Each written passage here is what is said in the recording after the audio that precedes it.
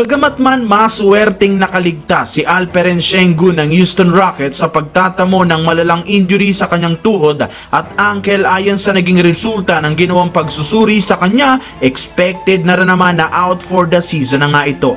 Yes mga idol, kahit man hindi niya na kailangan pang sumailalim sa isang operasyon, kailangan pa rin naman nga po niya ng mas mahabang oras para tuluyang makarecover since hindi nga biro ang kanyang natamong injury. Ibig sabihin tuluyan na nga pong masasayang ang best season sana ni Alperen Sengun, lalo pat nag-average nga ito ngayon sa kanyang career high ng 21.1 points, 9.3 rebounds at 5 assists per game. Bukod nga po dyan, nakakapagtala rin naman sana ito sa mga nakaraang game ng Rockets ng malaking punto. Sa katunayan, nakagawa pa nga po siya ng triple-double sa kanilang game laban sa Clippers. Kaya marami nga pong mga fans at analysts ang nanghihinayang sa pagkawala ni Sengun, lalo pat kailangan na nga po siya ng Houston Rockets ang kanyang tulong at presensya na kanilang magiging huling push para sa playoffs. Kung inyo nga pong mapapansin, halos bawat laro nga po ng Dallas Mavericks ngayong season nakakabasag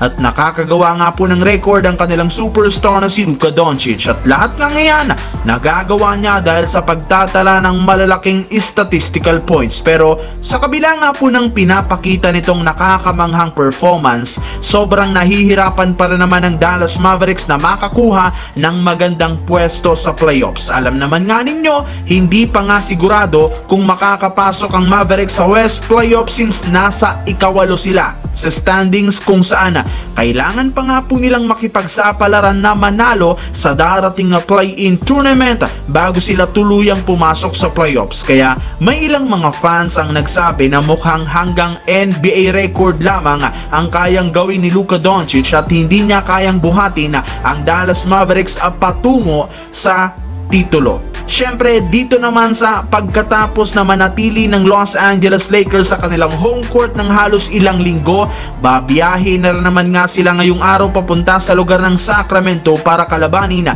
ang Kings bukas. Kung inyo nga kung matatandaan, isa nga ang Kings sa mga teams na hindi pa natatalo ng Lakers. Yes mga idol, maging si Anthony Davis, hirap na manalo sa big man ng Kings na si Domantas Sabonis. Kaya bago pa man magsimula ang kanilang laro bukas, malinaw yamado dito nga po ang kupunan ng Sacramento, lalo pat kitang kita ninyo sa kanilang huling game na paghaharap kung gaano naging unstoppable sila kontra sa Lakers. Isa pa, inanunsyo na rin naman nga po ngayong araw na mananatili pa rin naman ditong undermanned ang Lakers sa hindi pa rin paglalaro ng ilang mahahalagang players dahil sa injury. Kaya halos lahat nga po ng makikita ninyong advantage hawak ng Kings simula sa lineup, kalusugan at momentum at maging sa pagkakaroon ng home court advantage. Pero sa kabila nga po niyan, may pagkakataon pa rin naman ng Lakers na maipanalo ang kanilang game laban sa Kings na merong pagod na manlalaro sa pagkakaroon nito ng back-to-back games.